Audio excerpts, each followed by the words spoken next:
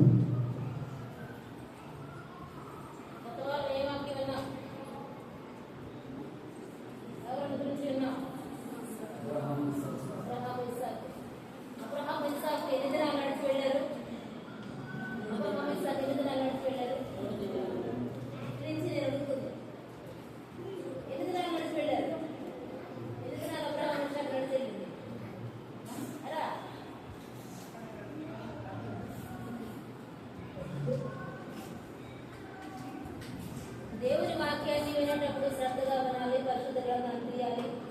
ముఖ్యమైన మాటలు మనకి అనిపించినప్పుడు అండర్లైన్ చేసుకోవాలి. వాక్యాన్ని మనం రాసుకోవాలి. అప్పుడు మనకి మన హృదయంలోనికి వెళ్ళితే ఆ వాక్యం 3 దినాలు ప్రయాసపడి దేవుని మాటకు లోబడి అబ్రహాము ఇస్సాకు నడిచి వెళ్ళారు. మోరియా పర్వతం దగ్గరకు 3 దినాలు నడిచి వెళ్ళారు. మనం ఎన్ని దినాలు నడిచి మందిరానికి వస్తున్నాము అని మనం ప్రశ్న వేసుకున్నాం గత వారం. ఎన్ని దినాలు నడిచి వచ్చారు మందిరానికి? ఈరోజు ఎన్ని గంటలు నడిచి వచ్చారు? ఈరోజు మందిరానికి ఎన్ని గంటలు నడిచి వచ్చారు? 10 నిమిషాలు. ఆ 10 నిమిషాలు నడవడానికి ఎంతసేపు పడుతుంది మనకి? ఉదయాన్నే అబ్రహాము ఇస్సాకు అందరికడను లేచి పనివారిని తీసుకొని కట్టెలను, నిప్పును, కత్తిని అన్ని సిద్ధం చేసుకొని దేవుని ఆజ్ఞను అనుసరించడానికి వెళ్ళారు. దేవుని ఆజ్ఞ అనుసరించే మనము ఉండాలి. ఈ వారం కొద్ది నిమిషాలు దేవుని వాక్యాన్ని మనం విందాం. శ్రద్ధగా దేవుని మాటలు వినవలసిందిగా మనం చేస్తూ ఉన్నాం. దేవుని వాక్యాన్ని తీద్దాం. మొదటి సమూయేలు గ్రంథం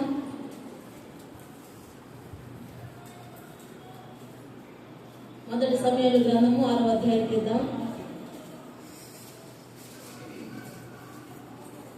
6వ అధ్యాయం 7వ వచనం నుండి చదువుదాం. కాబట్టి మీరు క్రొత్త బండిని ఒకటి చేయించి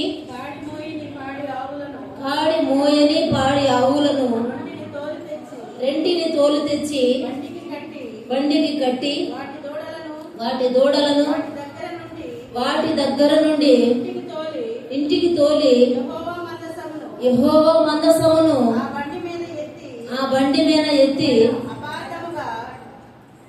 అపరార్థముగా ఆయనకు మీరు అర్పింపవలసిన బంగారపు వస్తువులను దాని ప్రక్కనే చిన్న పెట్టెలో ఉంచి అది మార్గమున పోవునట్లుగా విడిచిపెట్టుడి అని బెతెస్పేను పోవు మార్గమున ఈ దేశపు సరిహద్దు దాటిన ఎడల ఆయనే ఈ గొప్ప కీడు మనకు చేశానని తెలుసుకొనవచ్చును. ఆ మార్గమున పోయిన ఎడల ఆయన మనలను పోయిన ఎడల ఆయన మనలను మొత్తలేదనియు మన అదృష్టం చేతనే అది మనకు సంభవించననియు తెలుసుకుందామని మొదటి 7వ వచనంలో మనం గమనించినట్లయితే, కాబట్టి మీరు ఒక క్రొత్త బండిని కట్టి ఒకటి చేయించి కాడి మోయని పాడి ఆవులను రెండింటిని తెచ్చి అన్నారు. దేవుని మందసము కొరకై వారు చేస్తున్నటువంటి పని క్రొత్త బండిని కట్టారు. క్రొత్త బండిని కట్టి కాడి ఎప్పుడూ మోయినటువంటి 2 ఆవులను తీసుకొని రండి, అది కూడా పాడి ఆవులను తీసుకురండి అంటా ఉన్నారు. బండి మోసే అనుభవము ఆ ఆవులకు లేదు, ఎప్పుడూ మోయలేదు. మొదటిసారిగా ఆ ఆవులకు బండి కడతా ఉన్నారు. అలాగే పాడి ఆవులు, అవి పాడి ఆవులు పిల్లల్ని విడిచిపెట్టి పెడతాయా? పాడి ఆవుల నుండి ఆ పిల్లలను వేరు చేసి వాటిని ఇంటికి తోలి ఈ ఆవులకు బండి కట్టి ఆ బండి మీద దేవుని మందసము పెట్టి నడిపిస్తూ ఉన్నారు. ఆ బండి మీద మళ్ళీ ఎవరు లేరు. ఈ ఆవులు రాజమార్గమున వెళ్తాయో లేదో చూద్దామంటా ఉన్నారు. ఎలాగ వెళ్ళాలి ఆవులు రాజమార్గాన? ఎవరైనా బండి మీద నుండి నడిపిస్తేనే కదా ఆవులు సక్రమంగా నడిచేది. నిజంగా ఆ తల్లులను బిడ్డలను వేరు చేసి ఆ ప్రజలు ఆ ఆవులను బండి కట్టారు. బిడ్డలను విడిచిపెట్టి అవి దేవుని మందసాన్ని కూడా ఇష్టపడ్డాయి ఆ ఆవులు. ఇస్సాకు దేవుని కొరకై బలి అర్పణగా అర్పించబడడానికి ఎలా ఇష్టపడ్డాడో ఆ విధంగా ఈ ఆవులు 2 తన బిడ్డలను పాలు తాగేటువంటి తన చంటి బిడ్డలను విడిచిపెట్టి దేవుని మందసాన్ని ఇవ్వడానికి ముందుకు వచ్చినాయి. నోరు లేని ఆవులు దేవుని మందసాన్ని ఇవ్వడానికి లోబడతా ఉన్నాయి.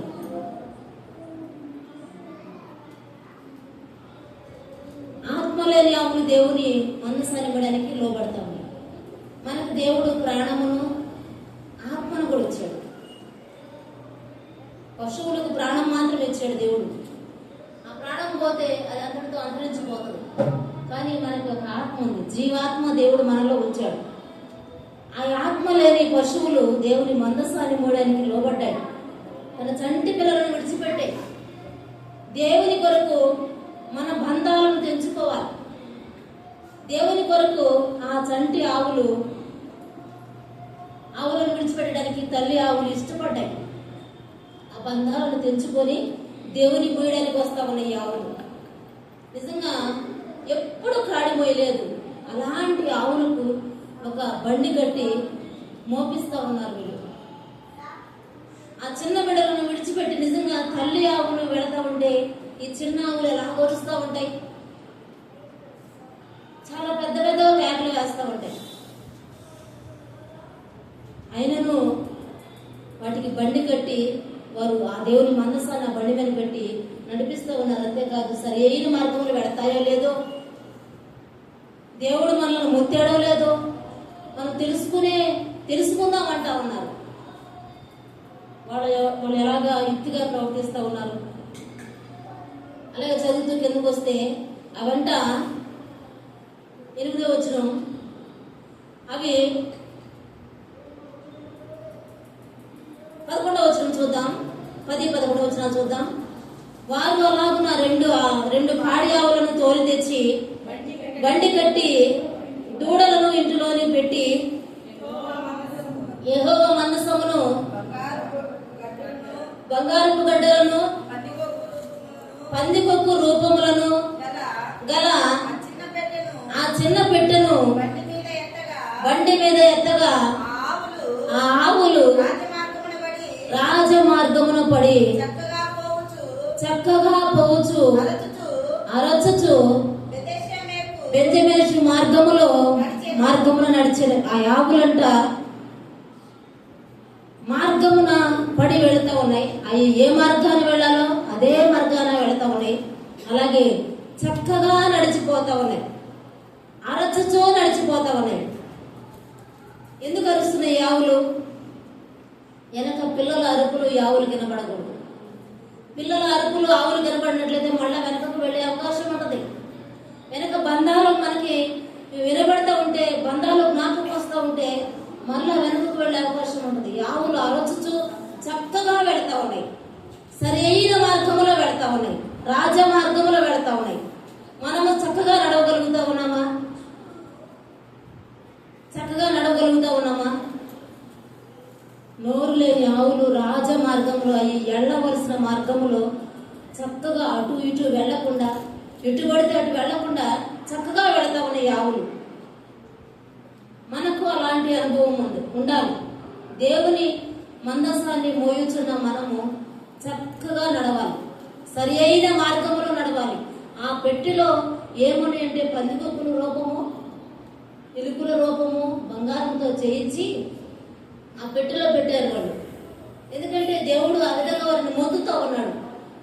పందికొక్కుల రూపంలో, ఎలుకల రూపంలో మొత్తుతా ఉన్నాడు. అందుకని ఆయనకు ఈ రూపంలో బంగారాన్ని చేయించి ఆ మందసంలో పెడదాం అనుకున్నారు వాళ్ళు. ఆ విధంగా నడిపిస్తూ ఉన్నారు.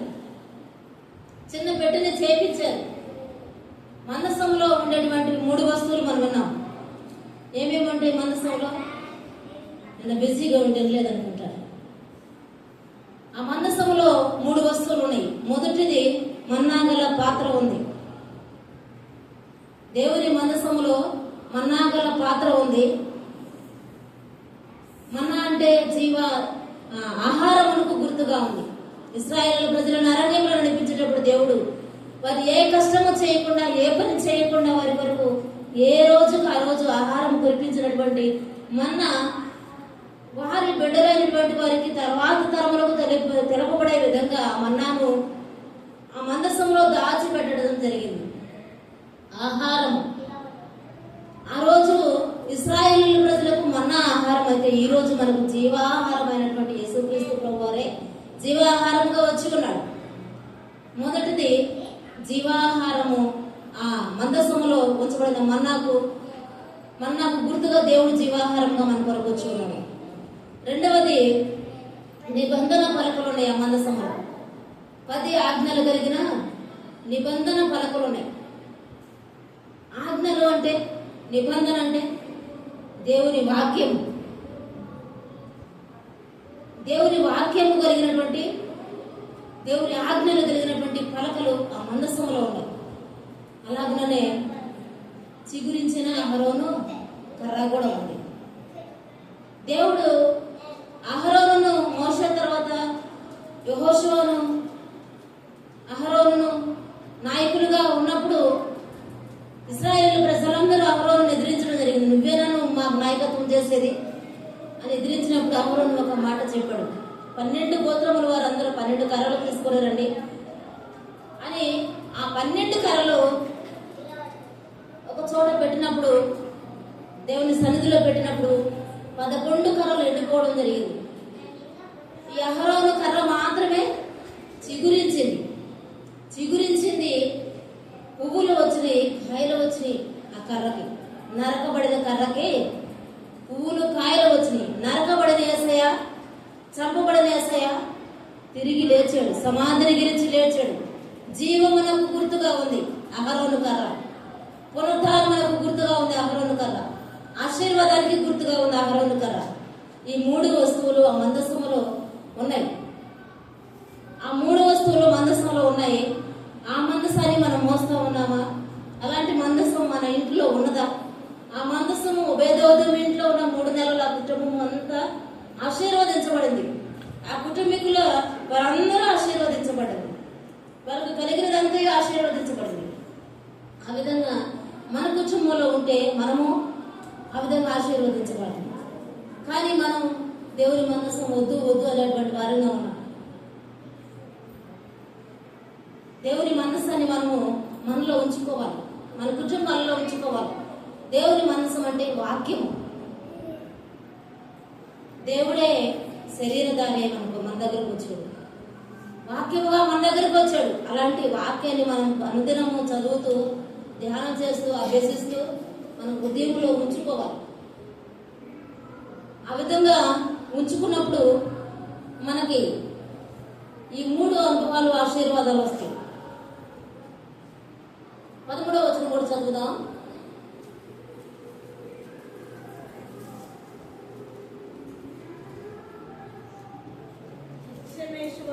బెత్షెమెషు వారు లోయలో గోధుమ చేలను తమ గోధుమల చేలను కోయిచూ ఉండిరి.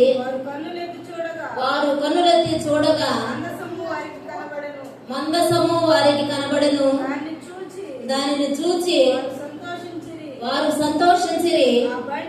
ఆ బండి బెత్షెమెషు వాడైన యెహోషువ యొక్క పొలంలోనికి వచ్చి అక్కడ ఉన్న ఒక పెద్ద రాతి దగ్గర నిలువగా వారు బండి యొక్క కర్రలను చీల్చి ఆవులను యెహోవాకు దహన బలిగా అర్పించారు. ఈ ఆవులు వెళతా చక్కగా వెళతా ఉన్నాయి, సరైన మార్గంలో నడుస్తూ ఉన్నాయి. వెళ్ళి వెంట ఒక రాతి దగ్గర నిలిచినాయి. ఆవులకు ఎవరు చెప్పారు ఇక్కడ మీరు నిలవాలి, ఈ బండి ఇక్కడ ఆపాలని? కరెక్ట్ గా ఎక్కడికి వెళ్ళాలో అక్కడికి వెళ్ళి నిలిచినాయి ఆ ఆవులు. ఆ రాతి దగ్గర నిలిచినప్పుడు ఆ బండి కర్రలను తీసి వారు వాటిని చీల్చి ఆ ఆవులను రెంటిని దహన బలిగా దేవునికి అర్పించారు. నిజంగా ఆవులలో ఎంత త్యాగం ఉంది దేవుని కొరకై. వాటికి తెలుసు మేము దేవుని కొరకై సమర్పించబడుతున్నాం అనుకున్నారు. జ్ఞానము కలిగినటువంటి పశువులుగా, అదే కదా యెషయా గ్రంథంలో ఉంది, ఎద్దు తన కామను నెరుగును, గాడిద తన సొంత వాని దొడ్డు నెరుగును, నా ప్రజలకు తెలివి లేదు అంటున్నారు. అలాగే ఈ ఆవులు రాతి దగ్గరకు వెళ్ళి నిలిచినాయి. తన బిడ్డలను విడిచిపెట్టి వెళ్ళి రాతి దగ్గరకు వెళ్ళి నిలిచినప్పుడు ఆ రెండు ఆవులనంట బండి కర్రలను చీల్చి యెహోవాకు దహన బలిగా అర్పించడం జరిగింది. ఎంత మంచి మనసు ఈ ఆవులకి! తన బిడ్డలను బంధాలను విడిచిపెట్టినాయి, లోక సంబంధాలను విడిచిపెట్టినాయి. అలాగే దేవుని కొరకు అర్పణగా అర్పించబడడానికి ఇష్టపడ్డాయి. అలాంటి మంచి మనసు మనం కలిగిన వారంగా ఉండాలి. దేవుని కొరకు మనము ఏమి త్యాగం అవుతా ఉన్నాం, ఏమి అర్పిస్తూ ఉన్నాం? కనీసం మన హృదయాన్ని అర్పించగలుగుతా ఉన్నామా? మన మనస్సునన్నా అర్పించగలుగుతా ఉన్నామా? మన హృదయం ఆరుమంతా ఎక్కడెక్కడో తిరుగుతూ ఉంటది. ఆదివారం వచ్చేసరికి ఏదో కాసేపు దేవుని సన్నిధికి వస్తూ ఉంటాం, వెళ్తూ ఉంటాం. ఆ ఆదివారం కూడా రానటువంటి వారు చాలా మంది ఉంటారు. ఈ విధంగా ఉంటే మనం దేవునికి మన హృదయాలను సమర్పించుకుంటూ ఉన్నామా? మన జీవితాన్ని దేవునికి సమర్పించుకుంటూ ఉన్నామా? ఆవులు బంధాలను తెంచుకొని, బంధుత్వాలను తెంచుకొని అర్పణగా పోయబడ్డాయి దేవుని సన్నిధిలో. ఇస్సాకులాగా ఈ ఆవులు విధేయత చూపించని, ఇస్సాకులా దేవుని కొరకై అర్పణగా అర్పించబడడానికి ఇష్టపడ్డాయి. 4వ అధ్యాయం 2వ వచనం చూద్దాం. 4వ అధ్యాయం 2వ వచనం 2 నుండి 5 వరకు చదువుదాం. ఫిలిస్తీయులు ఇశ్రాయేలీయుల మీద తమను యుద్ధపంతులుగా తీర్చుకొనగా వారు యుద్ధంలోనికి కలిసినప్పుడు ఇశ్రాయేలు ఫిలిస్తీయుల ఎదుట ఓడిపోయి యుద్ధ భూమిలోనే ఎక్కువ తక్కువ 4,000 మంది హతులైరి. కాబట్టి జనులు పాడెంలోనికి తిరిగి రాగా ఇశ్రాయేలీయుల పెద్దలు యెహోవా నేడు మనలను ఫిలిస్తీయుల ముందర ఎందుకు ఓడించెను? షిలోహులోనున్న యెహోవా నిబంధన మందసమును మనము తీసుకుని మన మధ్య ఉంచుకుందాము రండి అంటూ ఉన్నారు. ఇక్కడ ఫిలిస్తీయుల ముందర ఇశ్రాయేలీయులు ఓడిపోతా ఉన్నారు. ఓడిపోతా ఉన్నప్పుడు నయోమి లాగా తన భర్తను కోల్పోయినప్పుడు, మూర్ఖంగా అక్కడే ఉండి తన కుమారుడు కోల్పోయినప్పుడు, మరో కుమారుడు కోల్పోయినప్పుడు 10 సంవత్సరాలు సంపూర్ణంగా నష్టపోయేదాకా నయోమి ఆలోచన చేయలేదు. కానీ వీళ్ళు కూర్చొని మాట్లాడుకుంటా ఉన్నారు, సమావేశమయ్యారు. ఎందుకు మనం ఫిలిస్తీయుల చేతిలో ఓడిపోతా ఉన్నాం, ఏమైంది అని మాట్లాడుకుంటా ఉన్నప్పుడు ఒక వ్యక్తి అంటూ ఉన్నారు వారిలో నుండి, యెహోవా మందసం మన మధ్య లేదు, అందుకే మనము ఓడిపోతా ఉన్నాము అని ఒక సలహా ఇచ్చారు. మన మధ్యకు తీసుకొని వచ్చినట్లు అది మన శత్రువుల 4వ వచనం, కాబట్టి షిలోహునకు కొందరిని పంపి అక్కడ నుండి కెరూబుల మధ్య ఆసీనుడయుండు సైన్యములకు అధిపతి యెహోవా నిబంధన మందసమును తెప్పించిరి. ఏలియా యొక్క ఇద్దరు కుమారులైన ఓఫ్ని ఫినెహాసు అక్కడనే ఉండి దేవుని నిబంధన మందసము నొద్ద నుండి యెహోవా నిబంధన మందసము దండులోనికి రాగా ఇశ్రాయేలులందరూ భూమి ప్రతిధ్వనించినంతగా గొప్ప కేకలు వేసిరి. ఫిలిస్తీన్లు ఆ కేకలు విని హెబ్రీల దండులో ఈ గొప్ప కేకల ధ్వని ఏమని అడిగి యెహోవా నిబంధన మందసము దండులోనికి వచ్చినని తెలుసుకొని జడిసి దేవుడు దండులోనికి వచ్చినని అనుకొని అయ్యో మనకు శ్రమ ఇంతకు మునుపు వారిలాగు సంభ్రమింపలేదు. అయ్యయ్యో మహాశూరుడగు ఈ దేవుని చేతిలో నుండి మనలను ఎవడు విడిపింపగలరు అని మాట్లాడుకుంటూ ఉన్నారు. ఈ మందసము తెచ్చారు.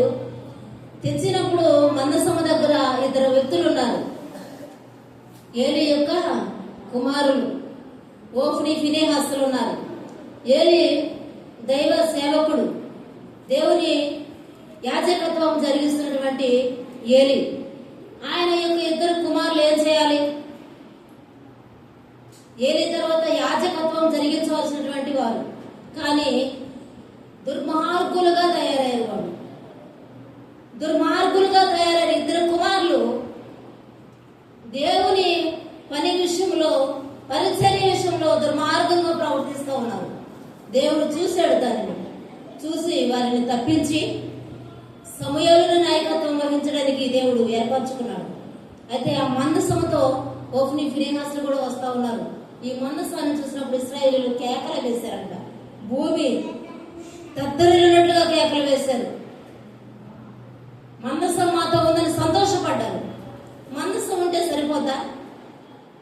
మందసము మన ప్రక్కన ఉన్నా కూడా మనలో లేకపోతే మాత్రం ప్రయోజనం లేదు. ఈ ఓఫ్ని ఫినెహాసులు దుర్మార్గులుగా ఉన్నారు. దేవుని మందసం దగ్గరే ఉన్నారు, కానీ వారు ఆచరించడం లేదు.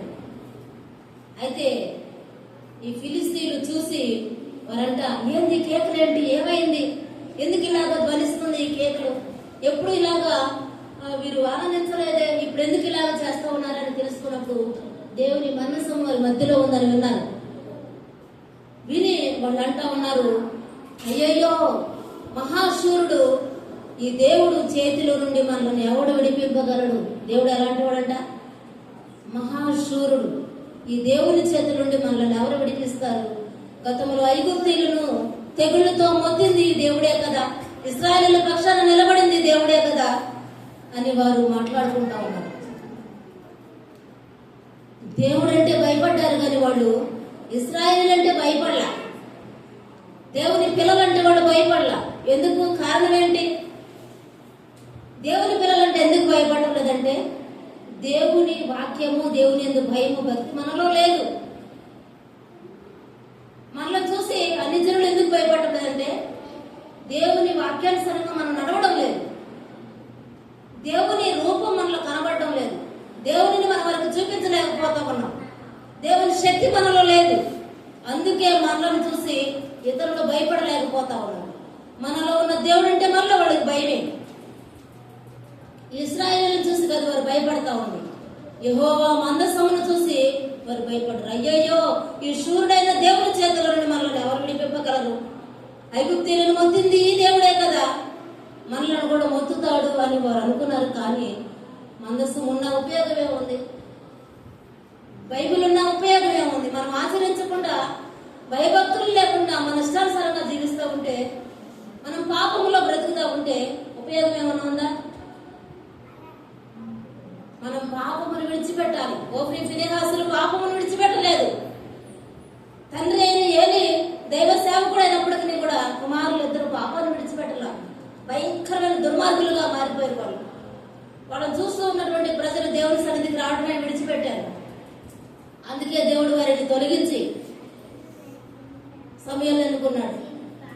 కానీ మనలో పాపం ఉంటే ఈ కేకలు, మనం ఎంత కేకలు వేసినా, ఎంత ఆనందించినా, దేవుడు మా దేవుడు మా దేవుడు అని మనం ఎంత ఆనందించినా ప్రయోజనం ఏమి లేదు. చదువుకుంటూ కింద వద్దాం, 9వ వచనం చదువుదాం. ఎవడు విడిపింపగలడు? అరణ్యమందు అనేకమైన తెగుళ్ళ చేత ఐగుప్తీయులను హతము చేసిన దేవుడు ఈయనే కదా. ఫిలిస్తీయులారా, ధైర్యము తెచ్చుకొనుడి, వారు మీకు దాసులై, మీరు హెబ్రీయులకు దాసులు కాకుండా బలాఢ్యులై యుద్ధము చేయడని చెప్పుకొనిరి. ఫిలిస్తీయులు యుద్ధము చేయగా ఇశ్రాయేలీయులు ఓడిపోయిరి. అందుకు అందరూ తమ డేరాలకు పరిగెత్తి వచ్చిరి. అప్పుడు అత్యధికమైన వధ జరిగిను. ఇశ్రాయేలీయులలో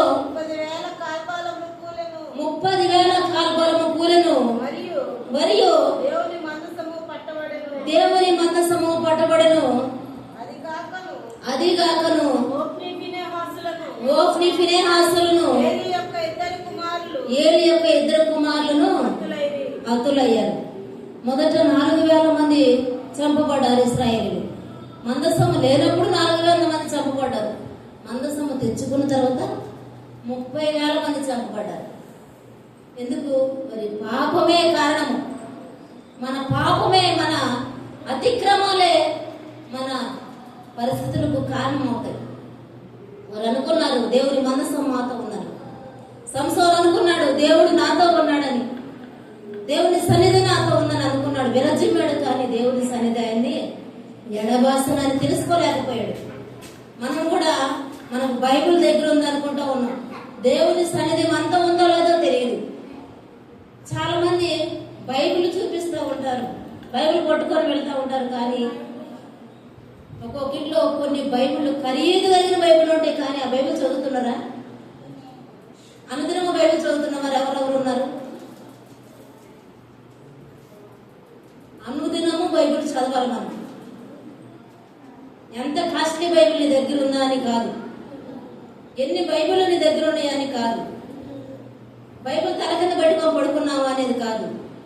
మందసం పడతా ఉందని కేకలు వేశారు. కానీ మందసం వచ్చినాక 30,000 మంది హతులయ్యారు. ఏలీ కుమారులు ఇద్దరు ఓఫ్ని ఫినెహాసులు కూడా హతులైపోయారు. పాపము మనలో ఉంటే, బైబిల్ మన దగ్గర ఉన్నా కూడా పాపం మనల్ని పట్టించేది, పాపం మనల్ని హతులుగా మార్చేది. పాపాన్ని విడిచిపెట్టాలి. పాపాన్ని విడిచిపెట్టి దేవుని మనసాన్ని మోసేవారుగా ఆవులకు కలిగిన జ్ఞానం మనకు కలగాలి. ఓఫ్ని ఫినెహాసులు కూడా హతులైపోయారు అక్కడ. మరి ఆ విధంగా మనం ఉండకూడదు. దేవుడు ఎడబాసన అనే వారికి తెలియకపోయింది.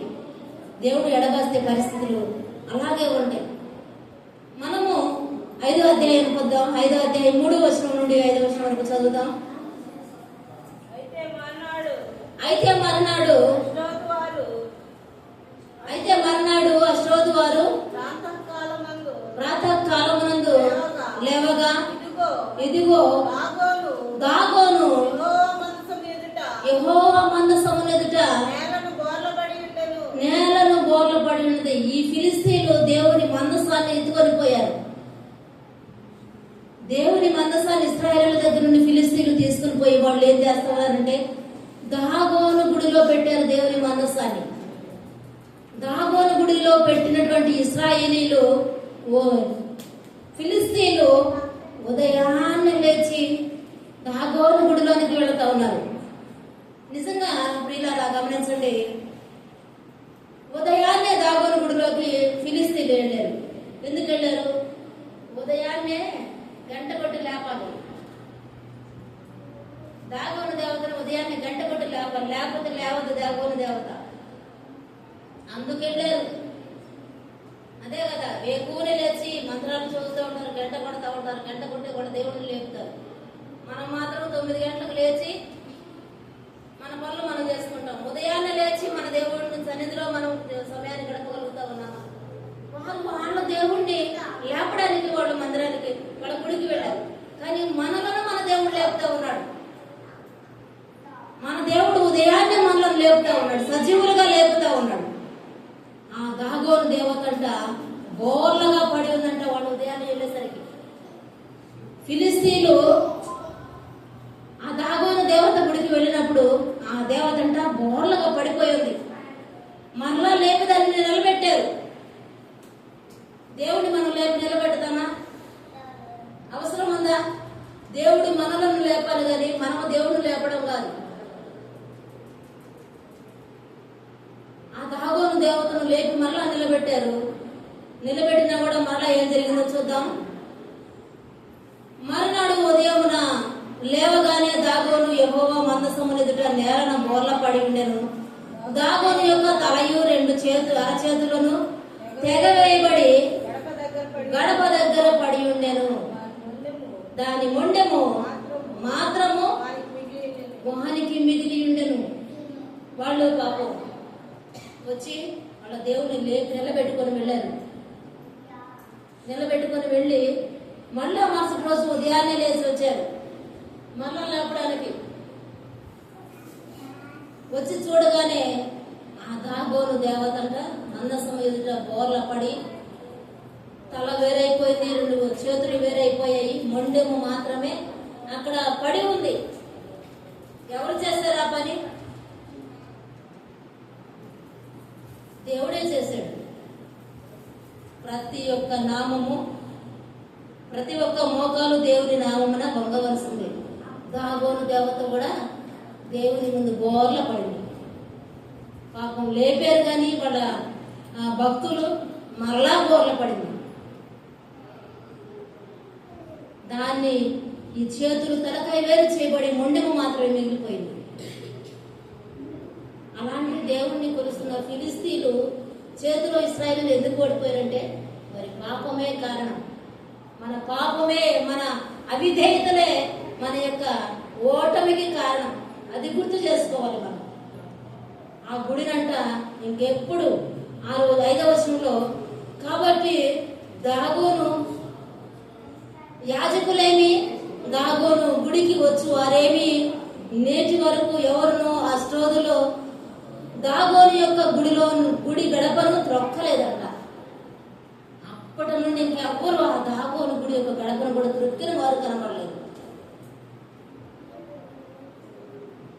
సంసోను కూడా ఈ దాగోను గుడికి కదా కట్టేసింది పాపం. మనం కూడా అనుకుంటాం సంసోను లాగా దేవుని సన్నిధి మనతో ఉంది, దేవుని సన్నిధిని మనలో నడబాయలేదు, దేవుడు మనతో ఉన్నాడని మనం ఏదో చేయాలనుకుంటాం. కానీ దేవుడు మనలో నడబాసనని మనకు తెలియదు. దేవుని సన్నిధిలో ఉన్నటువంటి మనము దేవుని సన్నిధి మనతో ఉందా లేదా పరీక్షించుకోవాలి. మనం దేవుని సన్నిధిలో భయం భక్తి కలిగి ఉంటా ఉన్నామా లేదా?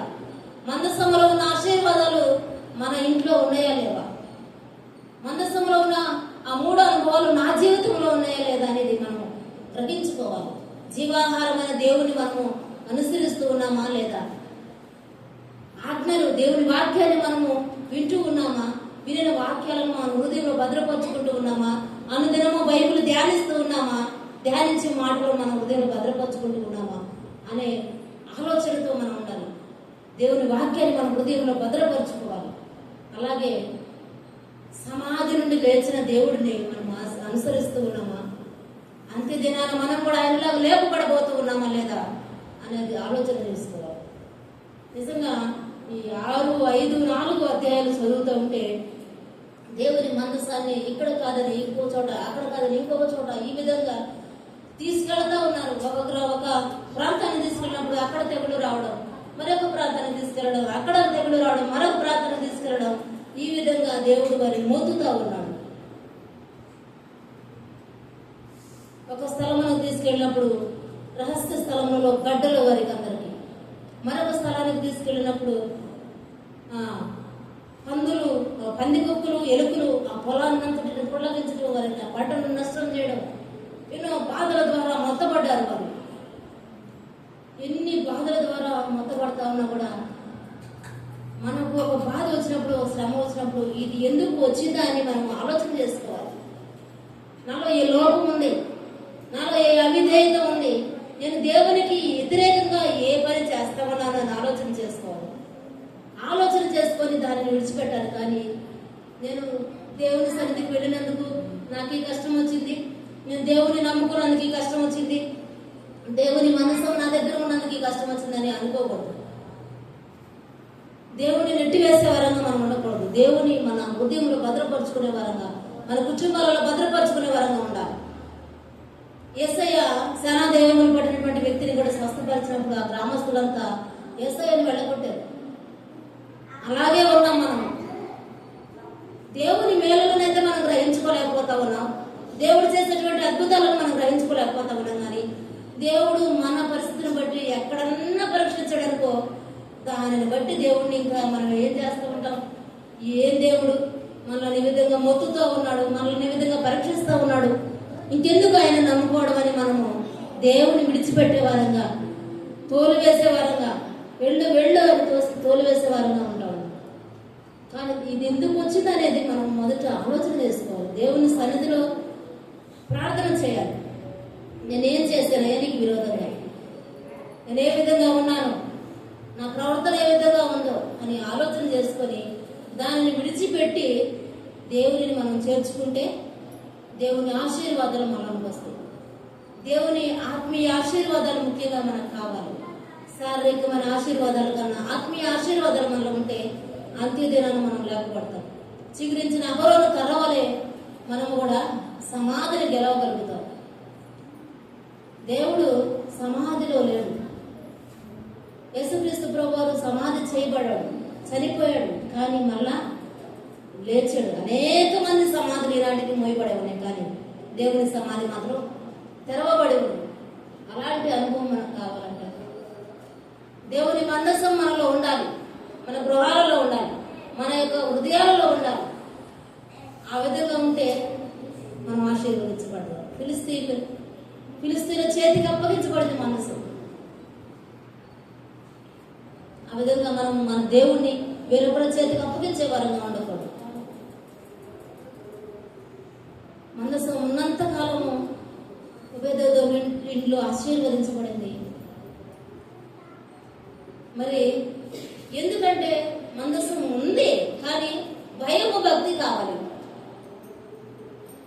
పరిశుద్ధ గ్రంథం మన దగ్గర ఉంది, ఆ పరిశుద్ధ గ్రంథాన్ని మనం ఆచరిస్తున్నామా లేదా అది ఆలోచన చేసుకోవాలి.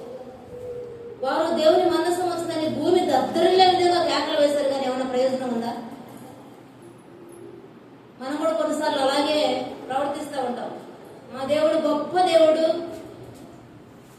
అని అతిశయపడతాం, కానీ దేవుణ్ణి అనుసరిస్తే కదా మనం ఆ గొప్ప కార్యాలు చూడగలిగేది. దేవుని ఆజ్ఞకి లోబడితేనే కదా మనం ఆ గొప్ప కార్యాలు చూడగలిగేది.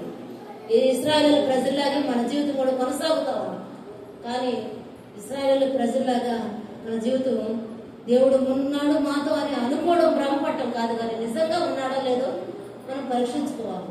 సంసోన్ లాగా నాతో దేవుడు ఉన్నాడు అనుకున్నాడు. దేవుడు సంసోన్ని విడిచిపెట్టి వెళ్ళిపోయాడు, ఎడబాసేయడు దేవుడు.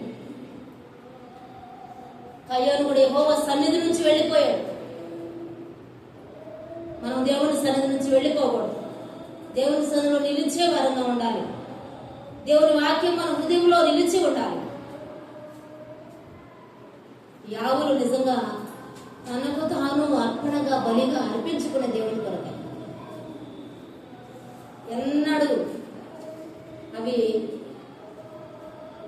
బండిని కట్టినటువంటి ఆవులు కాదు, ఎన్నడూ బండి మోసిన అనుభవాలు ఆవులకు లేవు.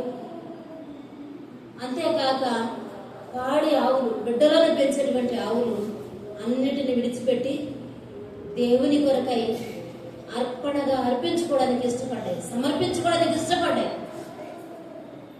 మనం ఏమి సమర్పించుకుంటూ ఉన్నాం దేవుని కోసం?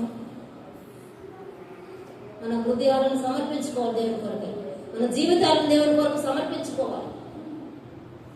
ఆదివారం కాసేపు కాదు దేవుని సన్నిధికి వచ్చేది. అవసరమైతే ఆదివారాన్ని కూడా విడిచిపెట్టే వారంగా కాదు. ఆ విధంగా ఉంటే మనం ఎక్కడ సమర్పించుకుంటున్నాం దేవునికి? ఎక్కడ గడపగలుగుతూ ఉన్నాం దేవుని సన్నిధిలో? మనం వాక్యాన్ని చదువుతూ ఉన్నాం, ప్రతిదినము కంప్లీట్ అని పెడతా ఉన్నాం. గ్రూప్లో చాలా మంది ఉన్నారు, వారందరూ దేవుని చదవాలి, వారందరూ అలాగే కంప్లీట్ అని పెట్టాలి. ఆ విధంగా దేవుని మందసము, దేవుని ఆజ్ఞలు, దేవుని యొక్క జీవాహారం మనందరి హృదయంలో ఉండాలి. దేవుని యొక్క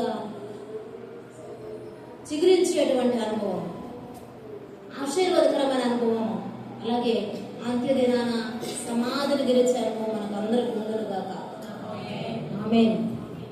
ఈ విధంగా యాహోవా ఏ విధంగా లోబడి దేవుని మందసానికి వస్తాయో ఆ విధంగా మనం అందరం లోబడి దేవుని వాక్యాన్ని మోద్దాం, దేవుని సన్నిధిని మోద్దాం, దేవుని సన్నిధిని మనం అందరం అనుభవిద్దాం. మోకరిద్దాం, చిన్న ప్రార్థన చేసుకుందాం.